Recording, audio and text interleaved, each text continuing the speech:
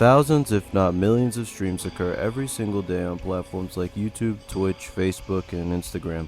Considering the vast amount of streams that exist, it's only reasonable to believe that people from all walks of life and from all over the world participate in streaming. Because of this, some very unnerving moments can be caught on stream. Today, I'll be going into some of the most terrifying live stream clips I've come across. This one is pretty heavy, so be cautious moving forward. Follow my social media link below, as I'm trying to hit 1,000 followers on Insta and 2,000 on Twitter by the end of the year, and thank you for watching. Let's go. February 5th, 2022. A seemingly innocuous day for the vast majority of us, but for a certain group of people, this day would change their lives forever.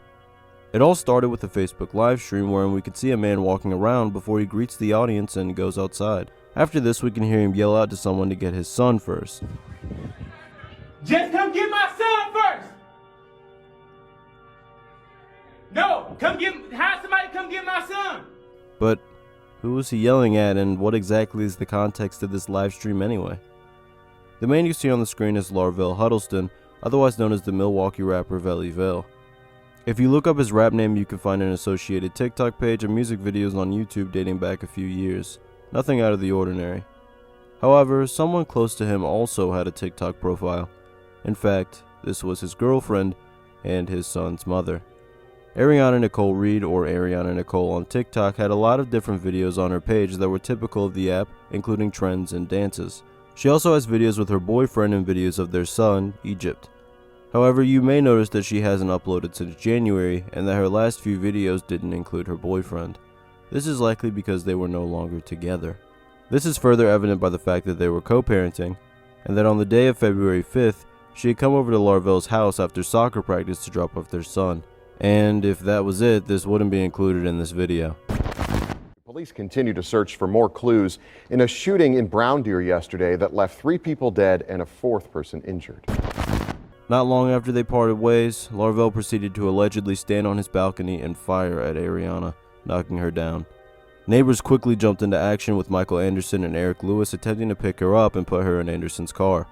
However, Larvell wasn't having any of that. He immediately proceeded to head downstairs and fire at everyone, hitting Anderson in the stomach and hitting Lewis in the leg. According to the only man who survived, Eric Lewis, Larvell would then reload his gun and empty it into Ariana at point-blank range to finish her off. Afterward, the police would of course be called and he would head back into his apartment building, which brings us back to the live video. After repeatedly telling the police to take his son before he fires at them, he goes around talking about many things from mental health to apologizing to even praying for himself and his deceased ex.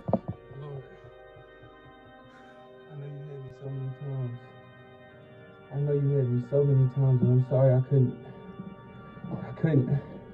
I'm sorry. I know you give your strongest battles to your strongest angels.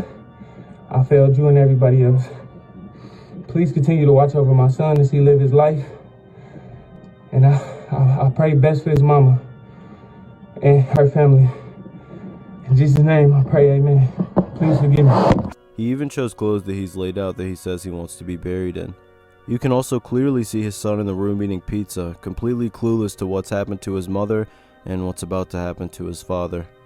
Eventually, the known footage of the live stream video ends with nothing much happening outside of what I said. Apparently after this, police would eventually come in and find Larvell deceased by his own hand. The son was unharmed. In less than an hour or two, a son lost both parents, another family member lost a member, being Michael Anderson, and another man would be traumatized for life. And we can never even know the true reason why.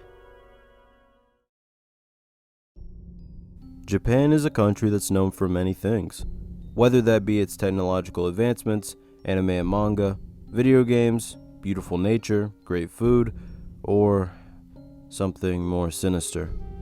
Japan has a massive stalking problem and seems to have had one for a long time. Whether you chalk that up to cultural differences or something else, it's something that's very prevalent in Japanese society. So prevalent, in fact, that if you look around, you can see a lot of incidents of stalking on Twitch. Some of these are more tame, while others can get really intense.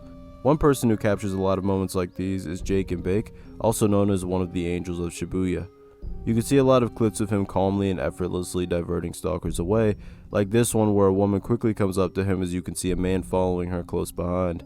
Rob naturally pretends to know her and puts his arm around her, which causes the man to stop following her, though he still looms in the background. Even after some time passes, he still continues to stand close behind them, staring at them. Eventually he leaves and the woman thanks him for helping her.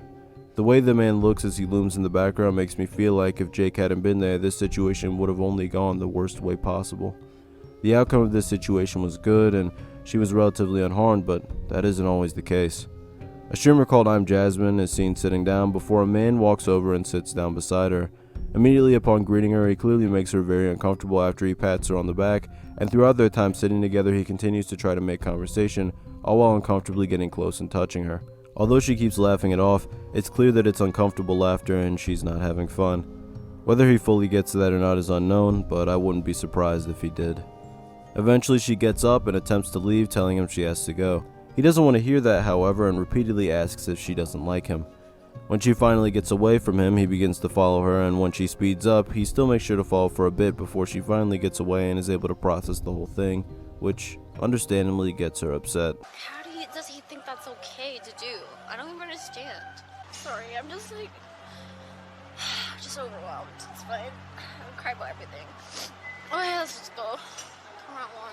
I want to be able to like stream on myself and be okay, not like leave and then 5 minutes later someone touches me weirdly, like all the time. It's both disgusting and sad that this type of behavior is happening at all, and there are tons of examples out there on the internet of even worse streams that capture stalking, some in other countries. I hope that we never see the day that a stalker actually does something horrific to someone on stream.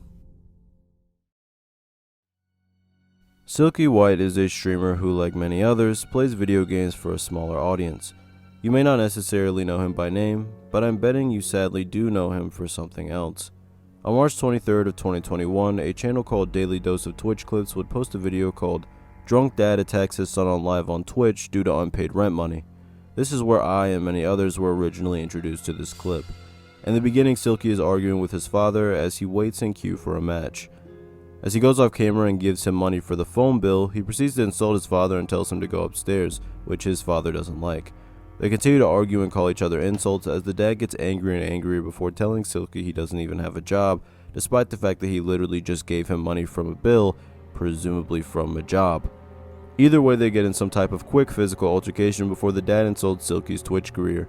Silky then says that he just gave his dad $56 that he got from his job and asks his dad why he doesn't have any money.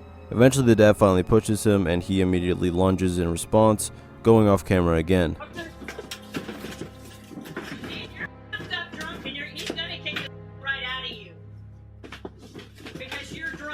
The dad presumably gets beaten by his own son before his wife yells at him and tells him to quit drinking and harassing people, and that it was going well for a couple of weeks before he started hiding alcohol again and drinking. This stream clip is both intense and really sad, as we can see the effect this man is having on his family by not putting the bottle down. Honestly, this clip may work better than any PSA ever could. Either way, Silky's Twitch will be linked below, so please go check him out and support his career, even if it's just to prove his dad wrong. This was a clip that was already covered by Critical, but I thought I'd talk about it as well.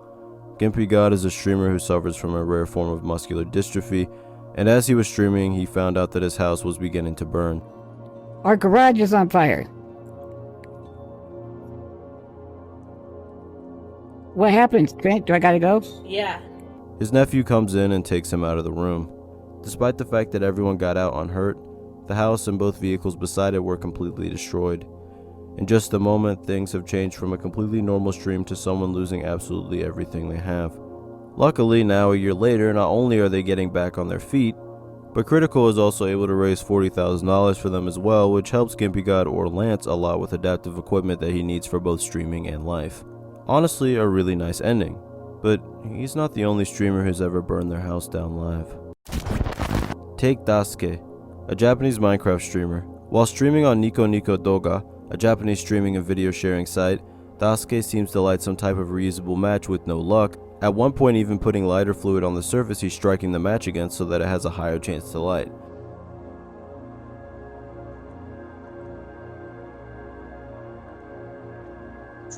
Eventually, when the match creates some large sparks, it sets the surface on fire. because he put lighter fluid all over it. So anyway, he puts the fire on a bunch of paper in a bag, which makes it worse, and he then adds that to a pile of more flammable stuff, making it even worse, and tries to use small buckets of water to put it out.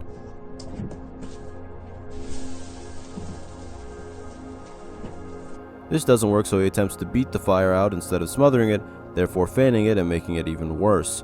He keeps attempting to put it out until soon he leaves and the room just completely fills with smoke. That's pretty much the end of the stream, but the information about the aftermath is a bit confusing.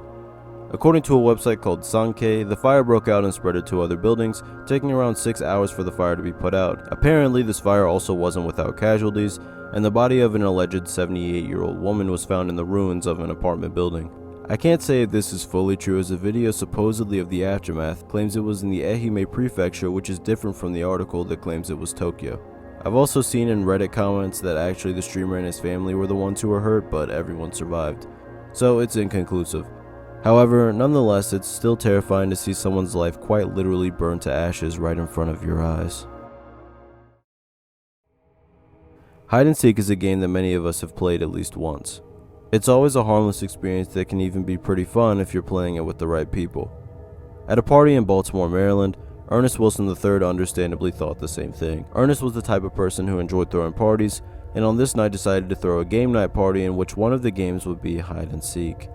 He went live at 2:30 a.m. that morning with the caption, "About to play hide and seek." He warns everyone to hide before he starts to count to 30. He then quits and says, "Ready or not, here I come." As he walks around outside, he starts catching people before he sees a man climbing over the fence.